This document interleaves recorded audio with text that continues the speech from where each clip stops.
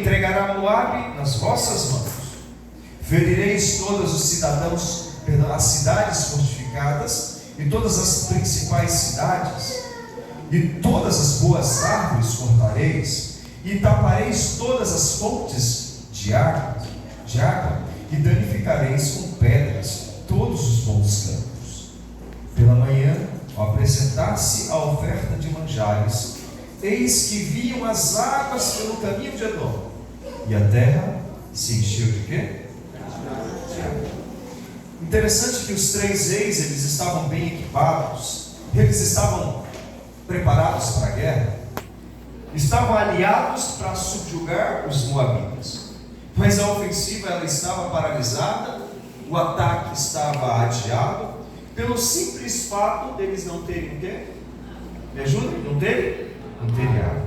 Interessante é que uma folha seca, uma ventania, ela estava de igual forma como 3 exércitos e os 3 reis no deserto.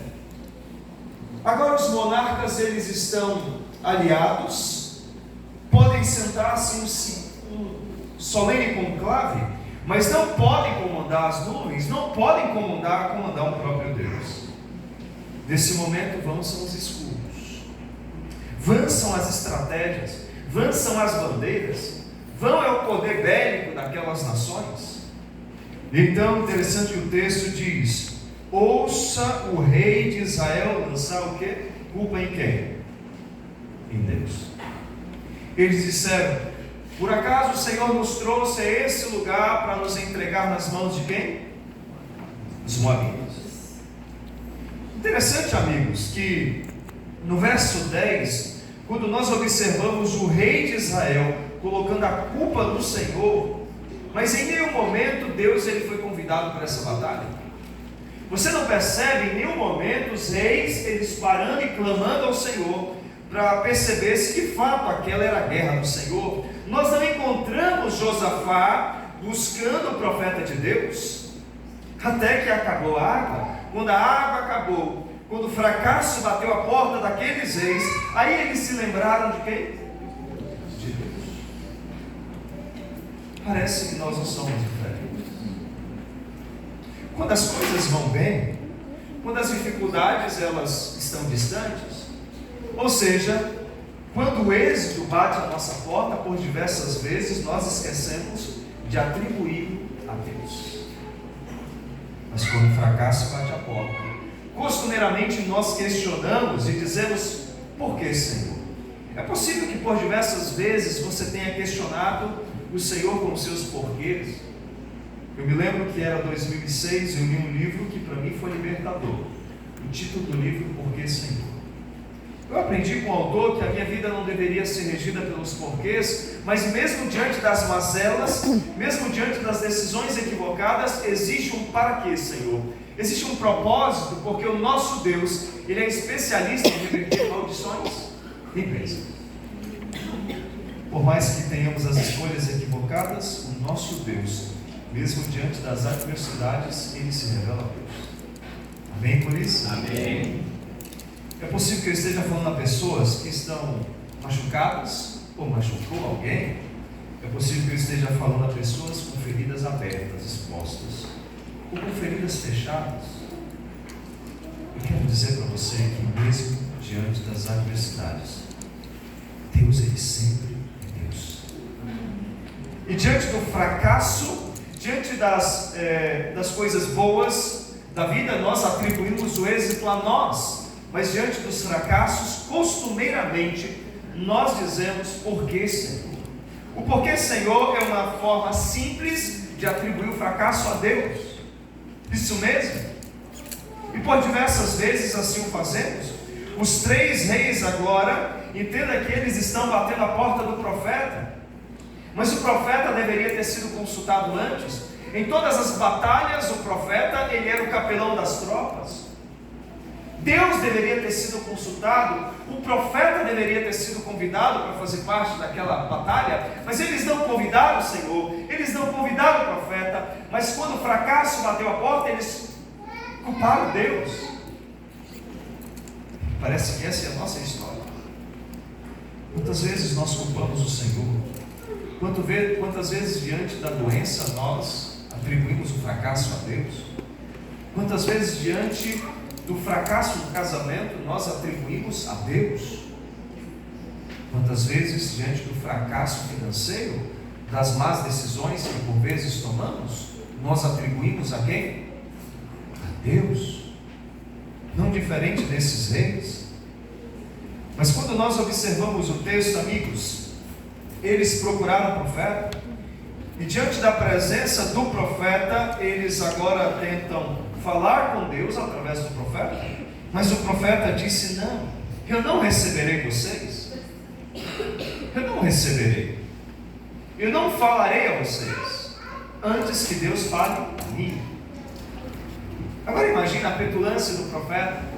Você tem 3 reis na porta da sua tenda, você tem 3 reis que estão extremamente atônitos, você tem 3 reis que estão com medo porque são 3 exércitos em um deserto, prestes a morrer, prestes a desfalecer. Mas agora eles procuram, eles percebem que nada que eles possuíam, todo o poder bélico, toda a força que o exército possuía, nada disso iria resolver o problema. Agora imagina eles usando a sua estratégia de guerra, eles entenderam que indo pelo deserto de Edom seria mais fácil. Essa é a famosa guerra dos 3 reis contra Moabe. Eles entenderam que subjugando os moabitas pelo deserto seria mais simples, não sabendo eles que 7 dias eles passariam onde? No deserto. 7 dias. E diante da mazela agora, diante do fracasso, eles entenderam que, disseram um ao outro: por acaso não há entre nós alguém para que possamos consultar o Senhor? Existe Eliseu, este mesmo que jogava água às mãos de quem? Elias. De Elias. Esse era o profeta do Senhor. Mas interessante, amigos, Eliseu deveria ser convidado, mas assim não foi. Mas mesmo assim, em seu pleno anonimato, o profeta do Senhor estava ali. Diante do fracasso, agora eles reconheceram que deveria consultar o Senhor. Agora na porta do profeta, o profeta disse: não falarei com vocês, sem que antes Deus fale.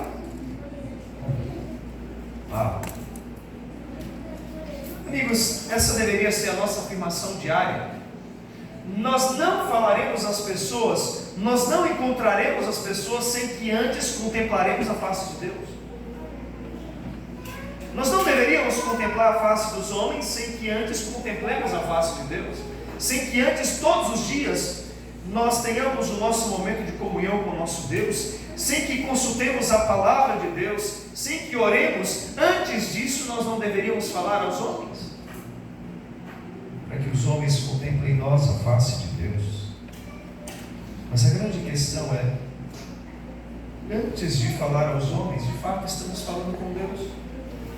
O que as pessoas têm visto em nós, será que têm contemplado em nós a face de Deus? Mas contudo, quando nós olhamos o texto bíblico, o profeta disse aos reis: não falarei a vocês. Então o profeta pediu que trouxesse o quê? Vocês se lembram? Trazei-me um tangedor, alguém que toque, dedilhe a harpa. Então o profeta pediu que trouxesse alguém que tocasse para ele o quê? Música. Você entendeu a cena?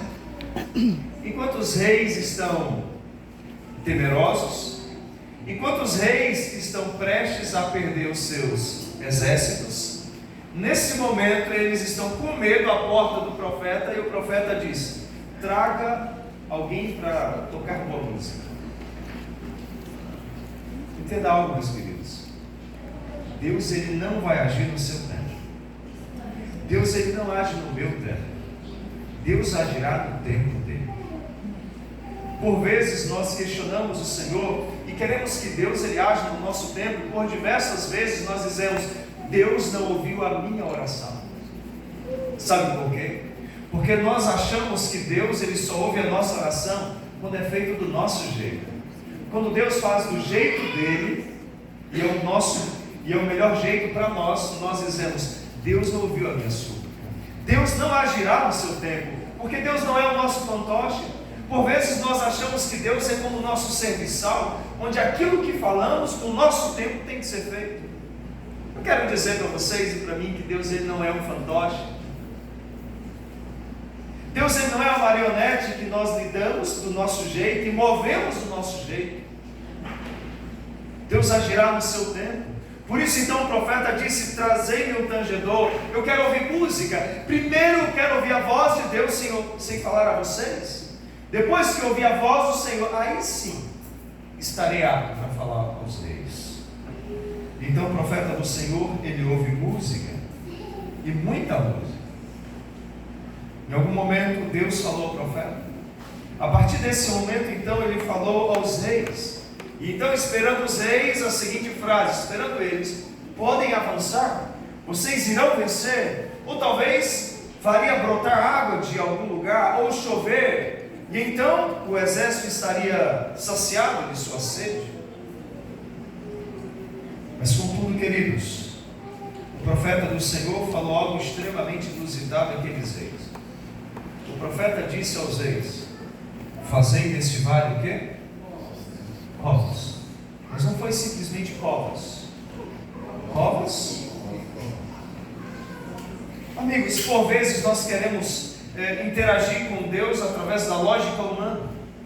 A lógica humana seria o Senhor fazer de forma miraculosa, encher de talhas água, as talhas de água, ou recipientes de água, ou fazer chover. Essa seria uma forma lógica, uma forma humana. Mas contudo, Deus ele não interage com a lógica humana. Deus ele faz as coisas do jeito dele, no tempo dele. Então Deus disse aos reis: fazei deste vale covas, mas não simplesmente covas, cavai covas e covas. Ou seja, ele está dizendo: vocês deverão fazer no deserto o quê? Buracos. Muitos buracos.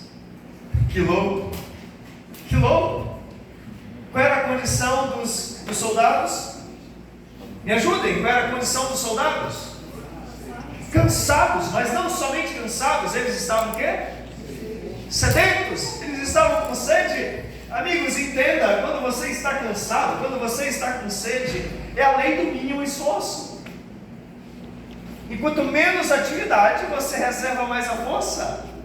Mas nesse momento Deus disse o seguinte, foi contrário à lógica humana. Deus disse: fazei deste vale buracos, cavai buracos, mas muitos buracos.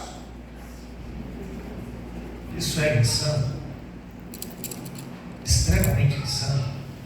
Mas entenda, amigos, Deus ele não age na lógica humana. Você entendeu isso?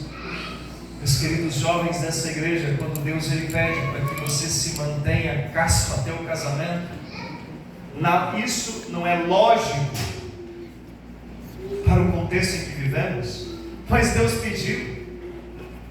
Quando Deus ele pede para ti e para mim que sejamos fiéis a Ele através de parte dos nossos recursos, isso é ilógico para o mundo, mas Deus pediu. Quando Deus ele pede para que você dedique o tempo a Ele através do estudo diário, quando Deus ele pede para que todos nós diariamente façamos o nosso culto com a nossa família, isso é ilógico para o mundo, mas Deus pediu. Quando Deus ele pediu para que nós abstêssemos de alimentos impuros, é ilógico para o mundo, mas Deus pediu. Mas por vezes nós queremos seguir a lógica do mundo. Mas entenda, Deus ele pediu através das suas sagradas escrituras. Pare de seguir a lógica humana e atenda apenas a premissa divina. Deus ele pediu. Deus pediu: façam buracos no deserto. Agora imagina os reis ouvindo isso. Mas como assim? Os soldados já estão prestes a morrer, eles estão desfalecendo, nós queremos apenas água. Então Deus disse: façam buracos. Eu gosto de imaginar a cena da Bíblia. Por quê? porque imaginando a cena faz sentido a história. Eu imagino os soldados debruçados sobre a areia e fazendo o quê? Fazendo o quê? Cavando buracos. Você já tentou cavar buracos em um deserto? Quanto mais você tira a areia, ela entra. Você já fez isso alguma vez?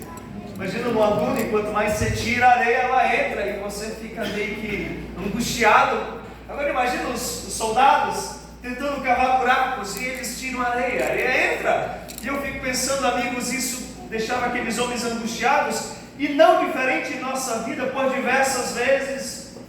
Mesmo fazendo a vontade de Deus, parece como tirar a areia e a areia volta. Amigos, mesmo fazendo a vontade de Deus, as coisas não acontecerão no seu tempo. Deus, ele age no tempo dele. Elias, quando clamou, o que veio? O que veio? Chuva. Mas contudo, eles não veriam uma gota cair dos céus.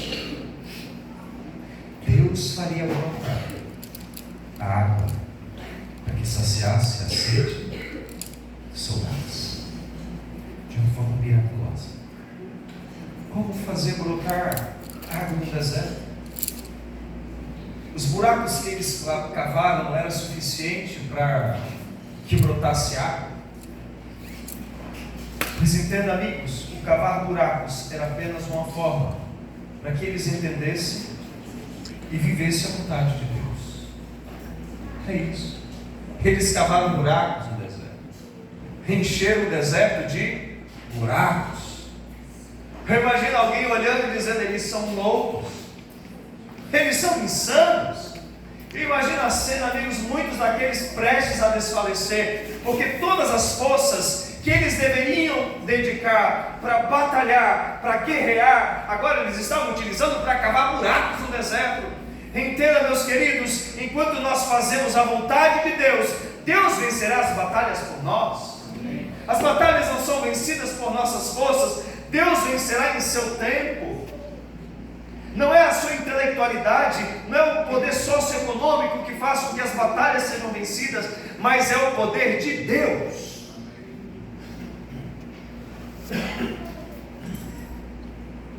Entenda isso, claro. Quantas marcas nós carregamos em nossa vida, porque tentamos vencer as batalhas do nosso jeito, enquanto Deus disse: apenas faça buracos no deserto. Em algum momento, meus queridos, a água brotou. E quando a água brotou, os exércitos daqueles reis, eles estavam em uma posição extrema de fraqueza. Eles estavam morrendo de sede. Mas nada que eles fizessem poderiam suprir as suas necessidades. Nada. Eles estavam extremamente indefesos. Sem o suprimento de água, o exército estava prestes a perder o poder de fogo, prestes a perder a sua mobilidade. Entenda, irmãos, que nossa fé, ela não é mecânica, a nossa fé, ela não é hidrostática, mas sim espiritual, e necessita diariamente ser suprida pelo poder do Espírito, por meios espirituais. Eu gosto muito daquilo que Mark Feeling diz no livro O Reavivamento Prometido, na página 19, ele diz: se a oração é a respiração do reavivamento, o estudo da Bíblia é o seu coração. Oração e o estudo da Bíblia são gêmeas siameses do reavivamento espiritual. Nós precisamos ter uma vida de oração. Nós precisamos viver a cada dia segundo a vontade de Deus e esperar do Senhor um milagre. De alguma maneira, Deus derramará um milagre sobre o seu povo. Entenda que pecadores são salvos pelo poder de Deus, não pela persuasão do homem, nem pela potência da lógica, nem pelo poder da retórica. Entenda, meus queridos, mas é o poder que dá o convencimento. Irmão Gilberto será batizado hoje, mas não é pelo poder da retórica, mas é pelo poder do Espírito Santo. Entenda, sem água o exército estava derrotado, e sem o Espírito de Deus, nós somos como que um navio encalhado em uma praia, não pode ir a lugar nenhum, porque não tem água para mover-se. Sem o poder do Espírito, nós somos seres fracassados.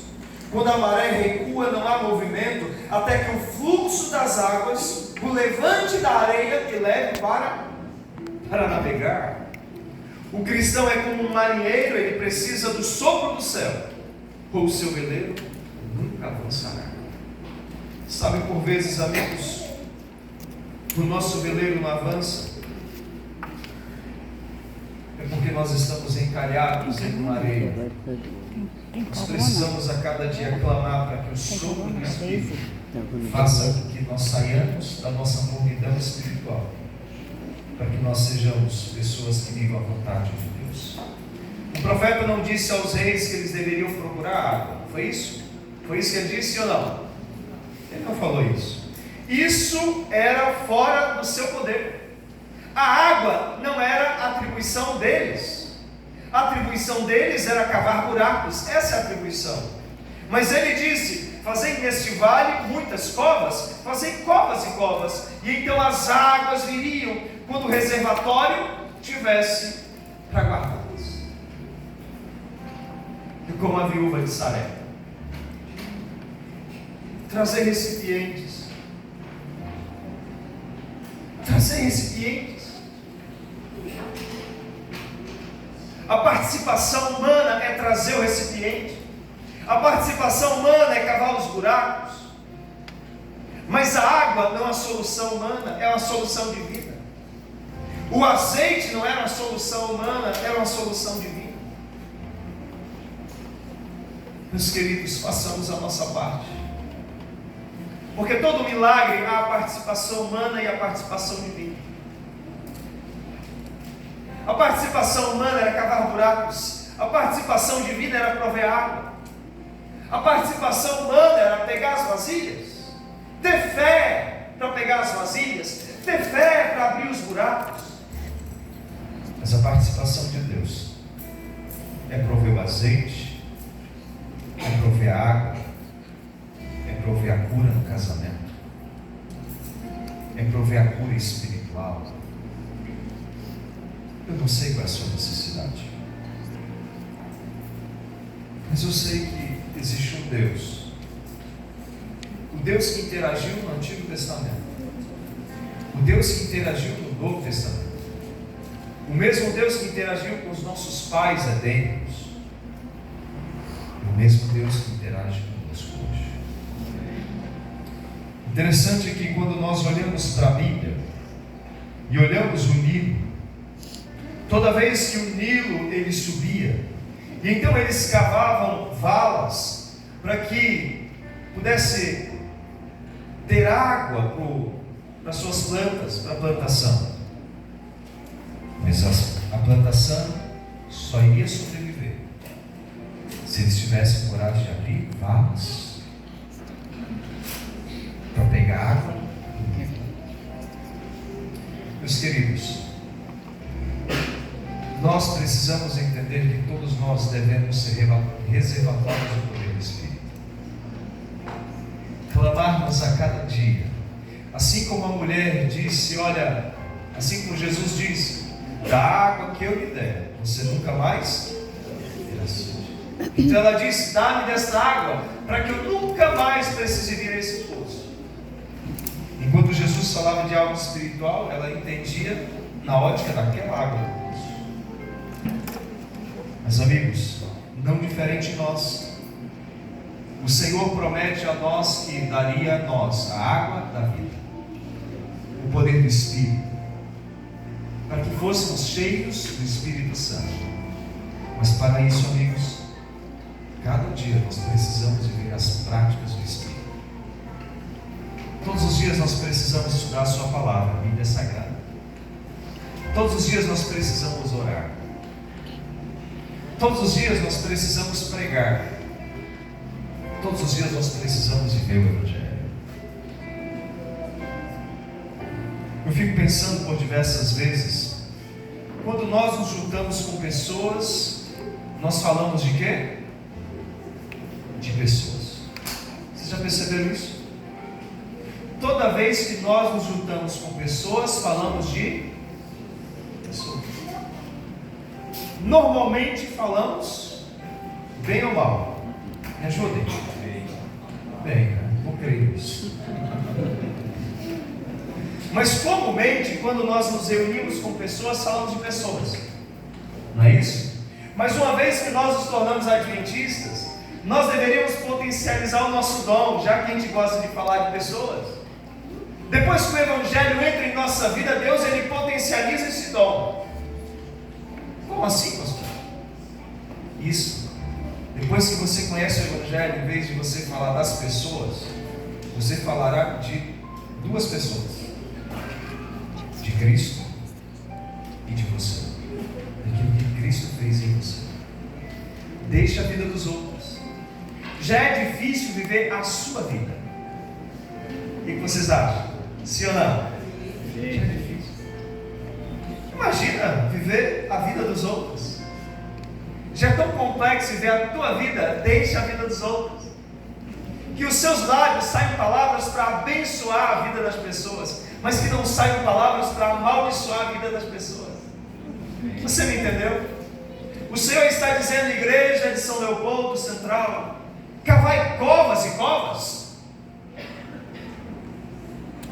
Como assim, pastor?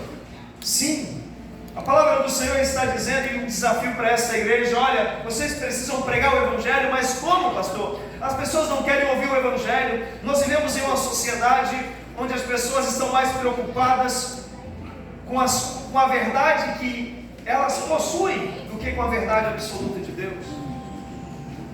Mas, independente disso, o Senhor está dizendo, prega o Evangelho. Isso mesmo. Pastor, mas é difícil. Prega o Evangelho. Quem disse que seria fácil? Prega o Evangelho. O Senhor está dizendo a você, cavai covas e covas. Deus fará um milagre. Cavai covas e covas. Você é um milagre de Deus. Você crê nisso? Amém. Você é um milagre de Deus. Nós somos milagres do Senhor. Assim como o Senhor operou em nossa vida um milagre em algum momento da nossa história, o milagre da conversão, Deus estará operando esse milagre na vida do Gilberto hoje. Mas entenda, meus queridos, muitas outras pessoas gostariam de ouvir esse Evangelho, mas dependerá de você. Ontem eu estava lendo uma matéria de uma mulher dizendo assim: olha, eu vivi por mais de 20 anos ao lado de uma igreja, mas eu nunca fui convidado para fazer parte daquela igreja. Você entendeu? Eu fiquei pensando, e é uma verdade. É uma verdade. Mas entenda que eu transponho isso ao nosso contexto. Aquele vizinho que está à direita e aquele vizinho que está à esquerda, aquele vizinho que está à frente. Você parou para pensar que Deus colocou esses indivíduos, essas pessoas ao seu redor, para que você fosse bênção na vida deles? Deus não colocou por acaso. Deus colocou você naquele lugar para que você seja bênção na vida dessas pessoas. Mas a pergunta que eu faço a você: você tem sido uma bênção ou uma maldição na vida dessas pessoas? Como assim, pastor? Eu não sou maldição, porque eu não faço mal a elas. Quando você deixa de fazer o bem, quando você deixa de fazer aquilo que Deus te colocou como propósito, quando deixamos de fazer o bem, nos tornamos maldição, assim como Israel. Deus, Ele deixa um desafio em tuas mãos e nas minhas mãos, para que diante das adversidades tenhamos coragem, cansados, façam buracos. Pastor, mas foi tão difícil a semana, eu quero no sábado descansar. Não existe. Dê estudos bíblicos. Dedique tempo também para a sua família. Ah, mas eu tenho tantas coisas a fazer. Eu quero dizer para vocês, meus queridos pais, hoje os vossos filhos clamam por tempo. Amanhã você clamará pelo tempo deles, e eles não darão tempo. Viva como se cada dia fosse o último dia. Eu gostaria de convidar para entrar no tanque batismal o irmão Gilberto, e junto com o irmão Gilberto, o pastor Rafael. Eu gostaria de convidar aqui à frente as pessoas que ajudaram